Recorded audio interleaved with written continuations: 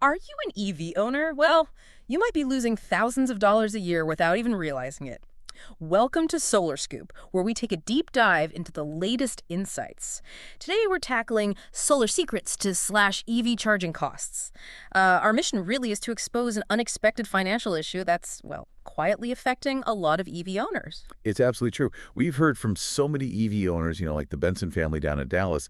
Their electric bill just jumped dramatically after they got their EV. Sometimes they were spending more on electricity for the car than they ever did on gas. Wow. And this isn't rare, not at all. It's a pretty widespread thing we're seeing in places like California, Texas, Florida. We're going to dig into why that's happening and, more importantly, how you can fix it. Okay, let's unpack that with some, frankly, eye-opening numbers we found. We saw one case, a Tesla owner, their bill shot up from $160 to $420 a month. $420. Yeah, that's an extra $3,120 a year just for charging. And the Benson family you mentioned, for their Tesla Model Y, their bill went up $270 a month, so $3,240 annually. Exactly. They went electric thinking they'd save money, Right, the whole point. but ended up spending more. It's paradoxical. And what's really striking is how consistent this is.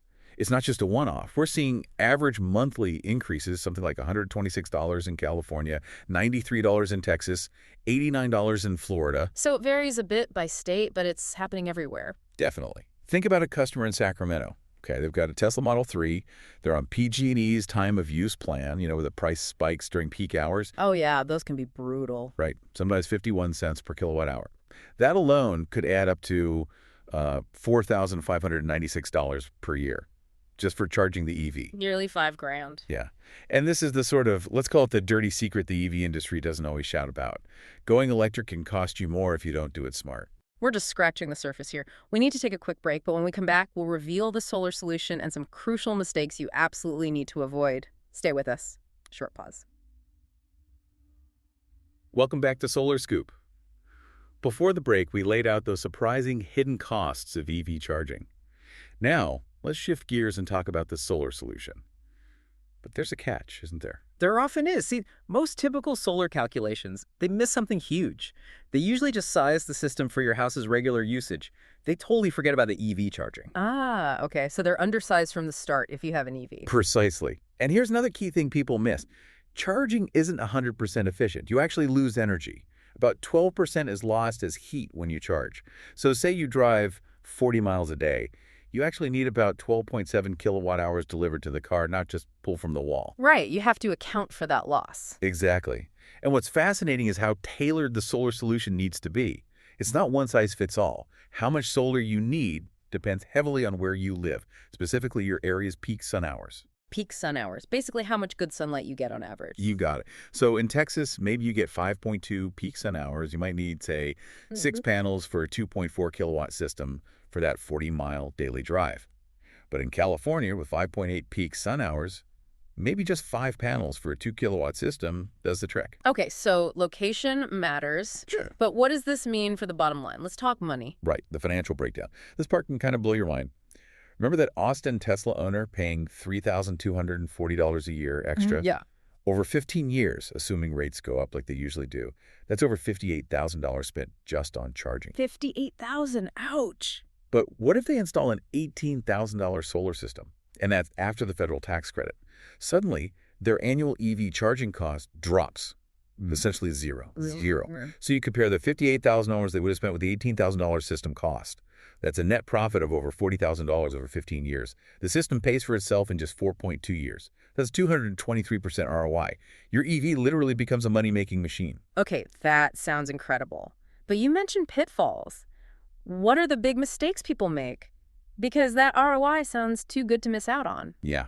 There are 3 massive mistakes we see costing EV owners thousands. First one, sizing the solar system based on your average electricity rate. It said it. Instead of those super high peak rates, those peak times can cost 5 times more per kilowatt hour than off-peak. 5 times. Okay, I see the problem. If your system isn't big enough to knock out those expensive peak hours, you're leaving easily $1,500 to $3,000 a year on the table. Just gone. Wow. Okay, mistake number 1, ignoring peak rates. What's number 2? Not planning for growth, specifically more EVs. This might surprise you, but data shows 67%, 2/3 of households with one EV buy a second EV within 3 years. 67%, that's huge. So you add another car. And now your carefully sized solar system is too small. And expanding it later, that cost about 40% more than just installing a slightly larger system from the get-go. 40% more? That could be, what, an extra $8,000 maybe? Potentially, yes. Yeah. Easily. It pays to think ahead. Okay, so size for peak rates, plan for future EVs. What's the third big mistake? This one's crucial. The day-night problem. Solar panels make power during the day, All right, when the sun's out. But when do most people charge their EVs? At night, when they get home from work. Exactly. So without battery storage, maybe 15 to 20 kilowatt hours worth, you end up sending all that valuable solar power back to the grid during the day, often for cheap credits. And then you buy expensive power back from the grid at night to charge your car. You got it. You lose 60 to 80% of your potential savings right there. Batteries are key to capturing that value. So batteries are often essential then. How does this play out state by state? You mentioned California, Texas, Florida earlier. Yeah, the picture varies quite a bit. California, for instance, has a great average EV solar ROI, around 3.1 years payback. But their newer rate structures, like NEM 3.0, make batteries pretty much essential to maximize savings. Texas is interesting. Huge potential. EV charging often lines up well with solar production there. And ERCOT, their grid operator, has these crazy price spikes sometimes, which actually makes owning a battery profitable even without good net metering policies. And Florida, you've got rapid EV growth predicted 47% in 2025 alone.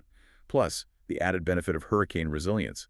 Your EV and solar battery become backup power during outages. Fascinating how different the landscape is. So we started this deep dive asking how to cut EV charging costs.